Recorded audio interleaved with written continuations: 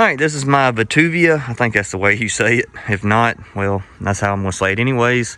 It's a SN100. I picked this thing up off eBay, I think 2 years ago. And I figured why not do a little review on it and add a couple things to it. I use this bike for hunting. I attach a deer cart to the back of it and pull it and all my gear and stuff. My hunting club. You can use a four-wheeler to go get a deer on certain roads, but there's a lot of roads you can't use a four-wheeler on, so I use this thing to go pretty deep in the woods, and it helps out a lot. I had to rig this rear carrier up to work for just to pull the deer cart mainly is the only reason I have that on there. I don't put any cargo on the back of it, but it worked pretty good for about 1.5 years, and then it broke on me earlier this year. I fixed it, and then it broke again. So I went ahead and ordered the Vtuvia brand rack for it. As you can see, this bike the frame has a real harsh angle right here. So it was kind of wonky trying to find one that would work, and it's still at such a harsh angle. And I also picked up some Vtuvia fenders for it. If you're going to be getting one of these bikes and you're going to be taking it on trails, I would highly recommend going ahead and getting some fenders for it, because these things will sling mud all over the place. Alright, I'm going to go ahead and take this old rack off and try to put the new fenders on and then the bike rack.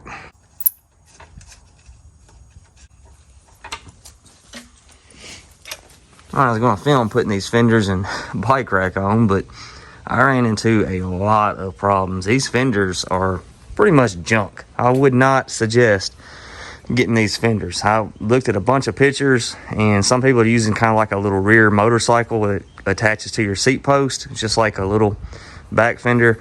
I'm not sure if it will work with this bike rack, but if you're just wanting fenders, go that route. Front fender wasn't so bad. I'll show you how it attaches. You put these brackets on right here, and it came with these little L brackets. You unscrew this, screw the bracket onto it, and then it came with some bolts that you attach on each side. That was fairly easy. You got one bolt right here. This little bracket right here came on the fender. I don't know why the bolt they sent is like 10 inches too long, but that's what it is. So that one wasn't that bad. And this one back here, it'd be a lot easier trying to do this with the tires, the back tire off. You got a pre-existing little threaded spot right here that one bolt goes in, and then you have one up here. And you see I still have a gap, but it's pulling out on that fender right there. I really need to take it out and put some spacers, some washers in there between it, because it's just gonna pop out. But it's in there. All right, so this back fender has one of these things just like the front. And the thing about it, I mean, it looks like the pictures show that it goes through here on this side, which brings your fender a little bit closer to your tire. The thing about it is there's nothing over here at all. I mean, if you think that bolt right there, look how close your fender is to your tire. I mean, there's nowhere to put this. So what I ended up doing, which I don't advise doing this either, I went ahead and drilled me a hole through the rack and the fender and put one of the bolts, which I might have to replace it because it just barely grabbed the little lock nut. And then I did it the same thing here, which I used a longer one for it. And that gets the fender off of the tire. Like I said, you just have nowhere to put these. I'm just going to take it off. I mean, I don't need the fender to be this long. I might just lob it off right here. I mean, these things were 80 bucks, so I hate to drill holes in it and cut them and everything else, but I don't see how any other way it'll work. They have a fender installation video that just shows screwing in those front things. They don't show anything other than putting this one bolt in. Like, they already had the brackets in on the video. So not much help there. It didn't come with any instructions whatsoever.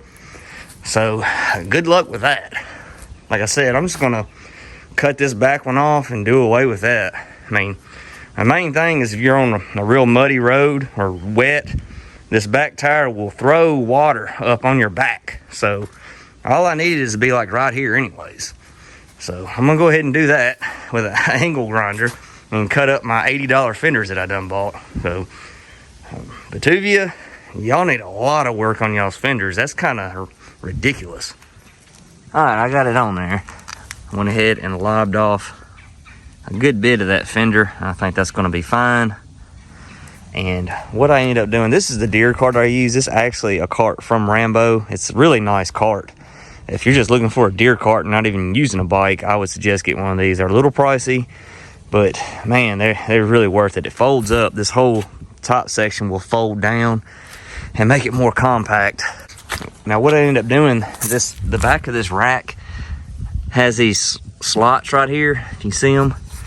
And what I did is I just got me a piece of 1/8 inch angle aluminum and drilled holes and bolted it to that. And then I drilled me a hole through the middle of it and bolted my thing on here. Now this part stays on your bike, and then you take the deer cart off right here. It's got this little lock thing on it that unscrews from the bottom. So this little dingleberry will be kind of flopping, but it shouldn't get in my tire or anything. It's going to just hang down to right here. So that was a lot more work than I thought it was going to be. Good luck to anybody who is done bought these fenders and wants to put them on. Actually, this bike rack was a pain in the butt to get on. It was a little bit too narrow. I had to pry really hard to get this side on. I started those bolts, kept them loose, and then of course this one was okay, but to get this one on, I really had to pry to get that bolt started. So Vtuvia's accessories aren't really getting an A+ from me. The fenders were $79.99 and the rack was $79.99. Shipping was pretty fast, but they don't really make up for all that trouble I just went through. But anyways, this is it. The bike overall, like I said, I've had it for 2 years. Let's see how many miles I have on it. I put 271.1 miles on it. Haven't had too many issues. This thing has a headlight. Don't assume that that's worth the crap. That's more of like if you're driving down the road for cars to see you. It's not going to throw out a beam where you can actually see. You just pick you up one from Walmart, like a bike headlight like this one right here, and that one works pretty good. I think it was like 30 bucks at Walmart. I have popped the tire, but I mean, that's not the bike's fault. And of course it was the back tire, which is the harder one to replace. But I would suggest, if you're looking into getting these bikes and going to be riding them on trails and some rough terrain, they sell things for these fat tire bikes that go on the inside to, it's like a protectant, like almost like a foam or a piece of rubber. It's kind of like a little thorn stopper or whatever. They're not cheap, but it'll be worth it after you replace that tube on that back tire. But like I said, I've had it for 2 years and I've only had one flat. It wasn't the bike's fault. One time, the power cable came off on me, and I can't remember. I turned the bike on and it was giving me some kind of code, and I was like, crap. It was like on the morning to go hunting. I just looked around and I saw this thing was just dangling. So that came off. You know, that's not a big deal. It's got plenty of power. I will say, if you're on the shorter side, you know, as you see, I got my seat all the way down. I'm 5'8", and it's a little tall for me. So if you're like 5'7", unless you just got some really long legs, you're probably gonna have a rough time on it. I'm gonna say 5'8" and up for this bike, mainly because of that top frame. You know, a lot of I think the Rambos and maybe the Quiet Cats dip down right there. It'll give you a little bit more clearance for your seat to go up and down. But like I said, I'm 5'8", and I am not the skinniest person in the world. I'm about 180, 190 pounds, and this bike has no problem getting me around and pulling deer out. I've pulled a lot of deer out. The other day I pulled out a 90-pound doe with my backpack and my deer stand all stacked up on this deer cart. And it was about a mile back, no problems. Last year I killed a 156-pound field dress buck. No problems getting it out. The year before I killed 2 bucks, so it'll get your deer out. Now, if a lot of it's terrain too, most of the terrain I hunt is fairly flat, so you got to take that into consideration too. I had to replace the brakes. The brakes are kind of hard to adjust on this bike compared to the other, like, just regular manual bikes I've had in the past, but they still work pretty good. I mean, that's it overall. I'm very happy with this bike. I can't remember how much I paid for it. I want to say it was like $1,500 or something just for, you know, the bike. It was pretty easy to assemble. I mean, I had it all together in, you know, about an hour. So out of the box, you can be ready to ride in an hour, hour and a half.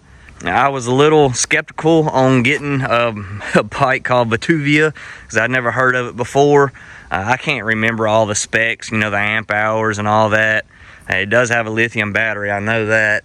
It comes with a charger. It charges up fairly quickly in a few hours. But if you're wanting to get an electric bike for, you know, hunting or whatever, and you don't want to spend, you know, $4,000 or $5,000 for a Rambo or a Quiet Cat, I feel like, you know, this is a pretty good option. Now, like I said, I haven't had any major problems out of this bike, and I've used it pretty good. Like I said, 271 miles, and mostly all trails. And like I said, you can attach a deer cart to it with just a little bit of garage fabrication, you know, no special tools needed. But I mean, that's it. Like I said, I'm happy with the bike, and I figure why not give a little review on it on the day that I did the fenders in the rack. I wish the fenders in the rack made me as happy as the bike has. I would shy away from their fenders for sure. The bike rack, just because how wonky this frame is, you might, if you're wanting to do something like this with a deer cart, you might want to go ahead and pick one of them up. And I would try to make some other kind of aftermarket, you know, rear fender work, and you could probably find something fairly easy for the front too. But anyways, there it is. I hope this helps somebody. I appreciate you watching.